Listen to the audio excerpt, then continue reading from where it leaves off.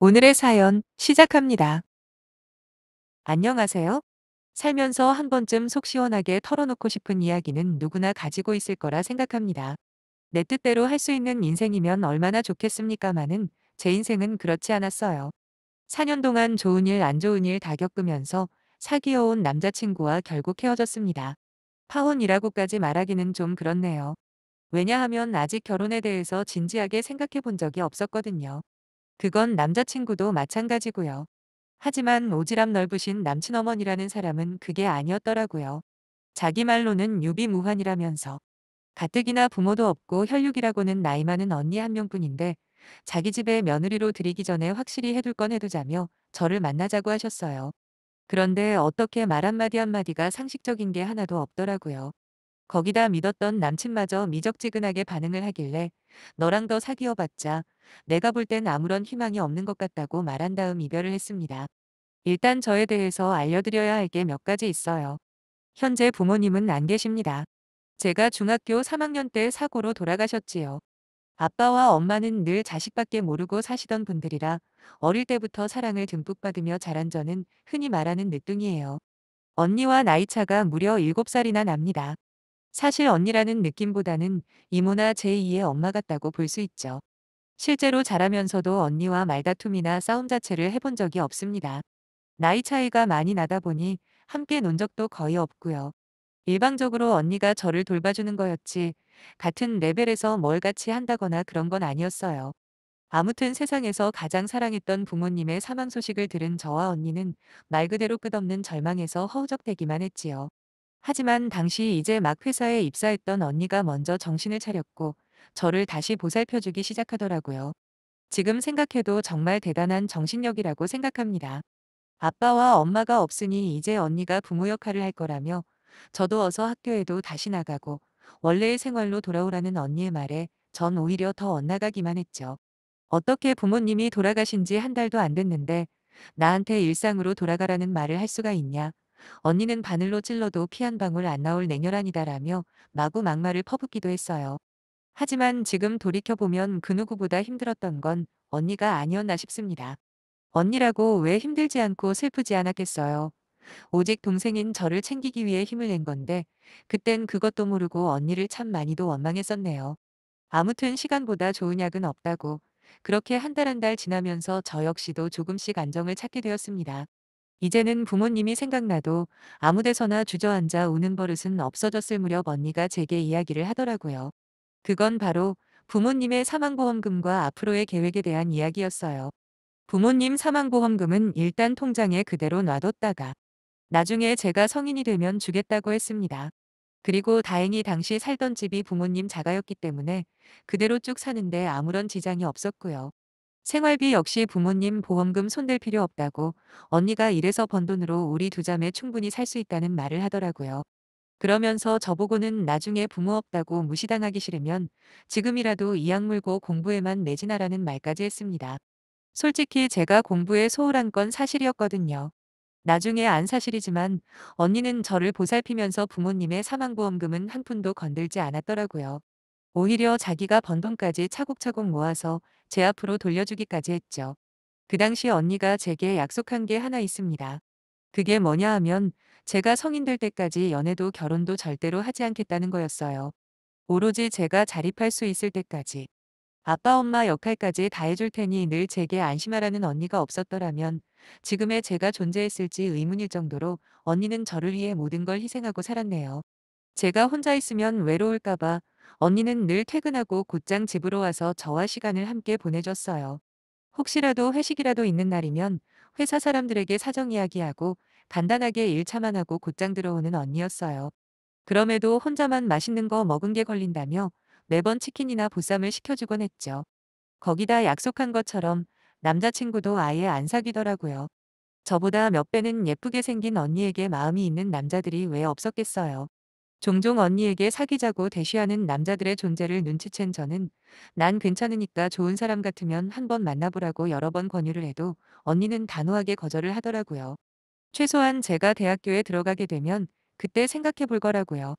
그럼 저는 괜히 미안한 마음에 언니도 벌써 20대 후반인데 과연 그때도 언니를 좋아하는 남자가 있을 것 같냐고 괜히 고집 부리지 말고 좋다는 남자 있을 때 연애도 하고 결혼도 하라며 놀리기도 했네요. 어쨌든 친척들이라고 있어 봐야 1년에 한 번 전화 올까 말까 있으나마나 한 사람들이었으니 제게 믿을 사람이라고는 유일하게 언니뿐이었어요. 물론 언니도 저를 많이 의지했고요. 이상하게 들릴지도 모르겠지만 저희 집이 방이 3개거든요. 하지만 제가 대학교 들어갈 때까지 저희 자매는 한 방에서 잤습니다. 물론 저는 침대에서 언니는 바닥에서 자긴 했지만 아무튼 방을 같이 썼어요. 아무래도 부모님 돌아가시고 정신적인 충격이 계속 남아 있었나 봐요.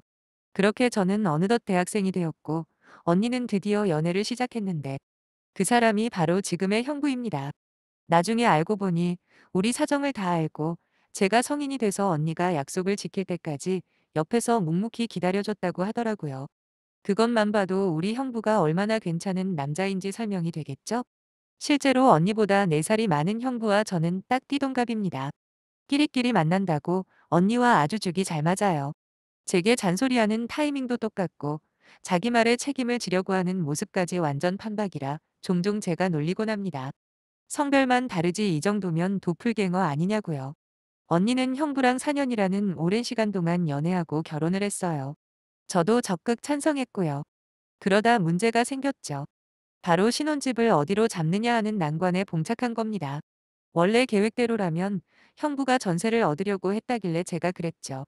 제가 이런 제안을 하게 된 이유는 언니나 형부나 둘 다 모아놓은 돈이 그리 많지 않았기 때문이에요.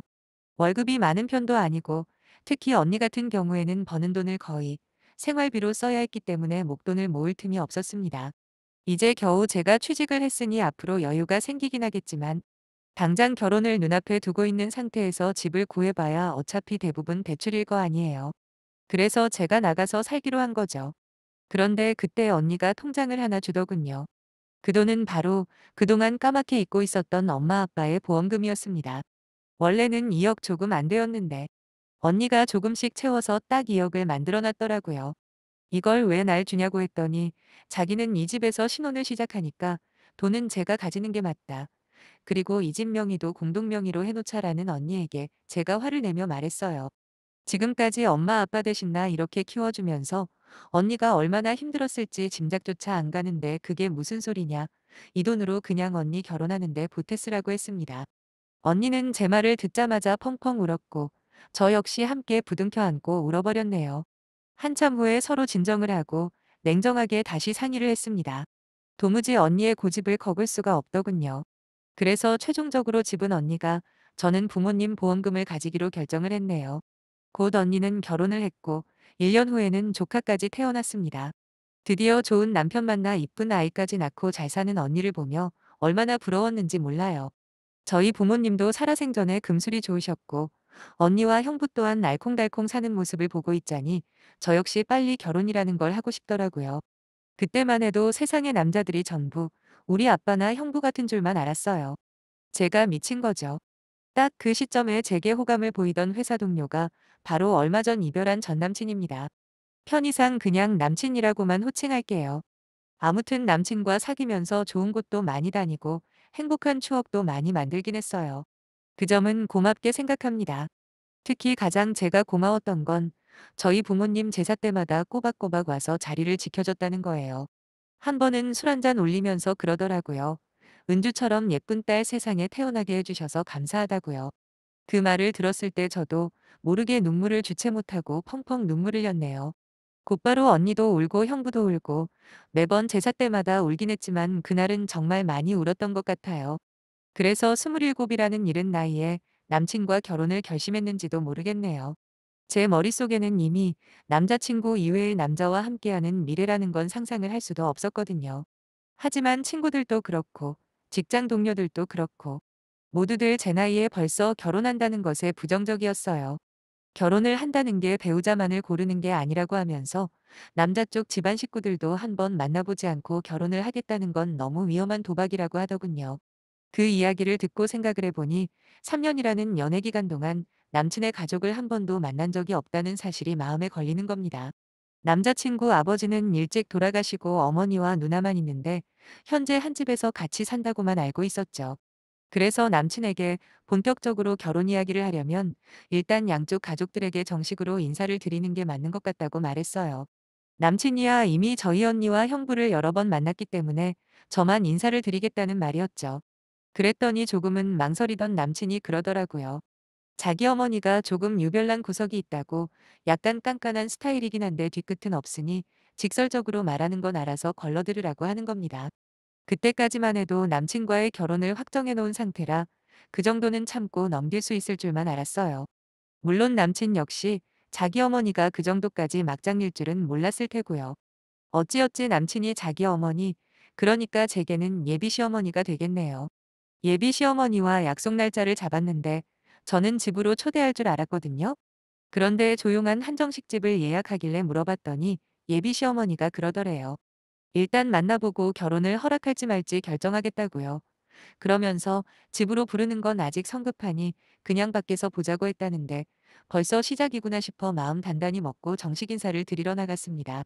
언니와 함께 백화점에 간 다음 최대한 얌전하게 보일 만한 베이지색 투피스 정장도 사서 나름 만반의 준비를 하고 드디어 예비 시어머니를 만났는데 지금도 저를 쳐다보는 그 싸늘한 눈빛이 선명하게 기억이 나네요. 제 인사를 받는 둥 마는 둥 그저 아래 위로 저를 탐색이라도 하듯 훑어보시는데 그 시선이 얼마나 차가운지 온몸에 벌레가 기어다니는 느낌이었다니까요. 남친 말대로 예비 시어머니는 첫마디부터 제정신을 혼미하게 하더군요. 아직 나이도 어린데 뭐가 급해서 벌써 결혼을 하려고 해? 거기다 부모님도 안 계시다면서? 라고 하시는데 뭐라고 대답을 해야 할지 모르겠어서 가만히 있었더니 자기 아들이 그렇게 좋으냐. 그래서 도저히 결혼을 안 하고는 못 배기겠냐 하고 비아냥대는 겁니다. 생각보다 일찍 제 인내심이 바닥나 버리더군요. 그 뒤로 이어진 질문은 여지없이 돈 이야기였어요.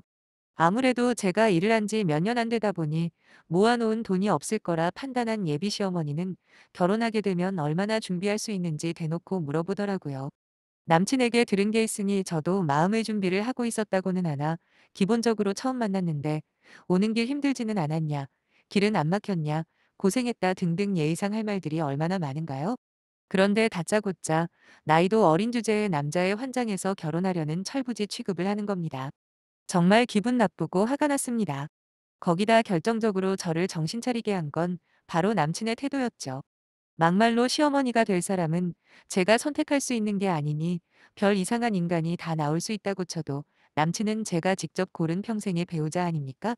근데 자기의 아내가 될 사람이 곤혹스러운 상황에 빠져 있는 게 뻔히 보이는데도 멀뚱멀뚱 쳐다만 보는 게 더 화가 났어요. 사람 잘못 골라도 한참 잘못 골랐다 싶더군요. 게다가 결혼 비용 이야기를 듣자마자 남친이 그러는 거예요. 처형될 분이 제법 잘 사니까 아마 많이 도와줄 거예요. 돈 문제는 너무 걱정 마세요라고요. 사실 그동안 통장에 2억이라는 돈이 있는 거 언제 말하나 고민하고 있었는데 말 안 하길 정말 잘했다는 생각이 가장 먼저 들었네요. 아마 그 돈의 존재를 알았다면 무슨 수를 써서라도 저를 구슬러 결혼을 하려 했을 테고 저는 병신같이 사랑이라는 착각에 빠져 아낌없이 시가에 퍼주는 등신나무가 되지 않았을까요? 아무튼 자리에 앉고 음식이 나오기 전에 이미 전 마음이 떠버렸고 더 이상 그 자리에 있을 이유를 찾지 못했지만 그래도 궁금하긴 하더라고요. 전 물 한 모금 마신 후에 조용히 물어봤습니다. 어머님 아들하고 결혼하려면 얼마가 있어야 하는데요? 그랬더니 예비 시어머니가 요 맹랑한 거 봐라? 라는 표정으로 저를 쳐다보시면서 그러시는 겁니다. 우리 쪽에선 1억 지원해 줄 거고 대출받아서 20평대 아파트 하나는 전세로 얻어줄 생각인데 그럼 여자 쪽에서는 최소한 6천은 있어야 하지 않겠냐고요. 그리고 안 해도 될 말까지 덧붙이더라고요. 원래는 8천을 생각했는데 부모 없이 불쌍하게 자란 거 감안해서 2천 깎아준 거라고요. 순간 쌍욕이 나오는데 겨우 참았네요. 하지만 여기서 난리치고 깽판을 부려봐야 저한테 득될 거 하나 없다고 생각해서 그냥 제가 포기하겠습니다. 한마디 하고 나와버렸네요. 이 모든 일이 메인 음식은 구경도 못하고 겨우 죽 하나 먹을 동안 일어난 겁니다. 제가 원래 한번 마음먹기가 힘들어서 그렇지 일단 판단이 끝나면 행동력 하나는 끝내주거든요. 3년이던 30년이던 얼마를 사귀었던 간에 남친이나 그 엄마 하는 꼬라지를 보니 딱 봐도 꽝인 게 보이는데 시간 낭비하고 싶지 않아서요. 저를 잡으러 뒤따라 나온 남친에게 결혼이고 나발이고 다시는 연락하지 말라고 했더니 저보고 돈이 부족하면 언니한테 부탁하거나 직장인 대출이라도 함께 알아보자는 개소리를 하더군요. 지금 생각해봐도 정말 답없는 남자였어요. 제가 뭐 때문에 화가 났는지, 그리고 왜 헤어질 결심까지 했는지 감을 못 잡는 것만 봐도 이놈이랑은 헤어지는 게 맞다는 확신만 줬네요. 말 길게 하기 싫은 저는 그냥 니네 엄마 같은 시어머니랑 열기는 거 자체가 끔찍하다고. 그리고 오늘 너 하는 꼴 보니까 내가 니네 엄마한테 두들겨 맞아도 한마디 못할 게 뻔해서 그냥 내가 포기하는 거라 했어요. 그리곤 택시 잡아 바로 돌아왔습니다. 오는 길에 마침 남친과 남친 엄마, 그리고 저까지 이렇게 세 명이 공유한 단체 톡방이 생각나더라고요. 한정식집 주소를 알려주기 위해 만들었던 카톡방인데 전 바로 은행 어플 열고 제 계좌를 스샷 찍어 계좌번호랑 중요한 정보는 다 지웠습니다. 한마디로 제 이름과 2억이라는 금액만 보이게 만들었죠. 그리고 그대로 단체 톡방에 올려버렸네요. 거기다 친구에게 보내는 척, 지 아들하고 결혼하려면 어떻게 해서든 6천만 원은 해오라더라. 말이 되니? 그냥 2억 주고 더 좋은 남자 사고 말지 안 그래? 완전 거지 집구석이 따로 업어. 이렇게 메시지까지 보내버렸습니다. 그리고 뒤이어 친구한테 보낸다는 게 그만 이렇게까지만 문자를 보내고 바로 단톡방 나와버렸어요. 그리고 남친 전화번호도 지워버렸고요. 언니와 형부한테 이야기를 했더니 혹시 모를 사태에 대비해서 당분간은 언니네에서 지내라고 해서 그러고 있습니다. 모르는 번호로 전화가 몇 번 오긴 했지만 다 안 받았고요. 좀 유치하긴 하지만 그래도 속은 시원했습니다. 형부는 저보고 아주 통쾌하다며 잘했다 그러는데 언니는 그냥 헤어지기만 하지 괜히 긁어부스럼 만드는 거 아니냐며 살짝 혼나긴 했네요. 근데 그냥 끝내기에는 너무 억울하고 열받아서 어쩔 수 없었어요. 아무튼 이번 일을 계기로 결혼에 대한 환상은 산산조각이 났습니다. 당분간 연애도 안 하고 그냥 혼자 재미나게 살려고요. 행복한 부부 생활은 언니와 형부를 통해 대리만족만 하겠습니다. 긴 사연 끝까지 읽어주신 분들 모두 감사드리고요. 날씨가 일교차가 너무 심해졌는데 감기 조심하시길 바래요.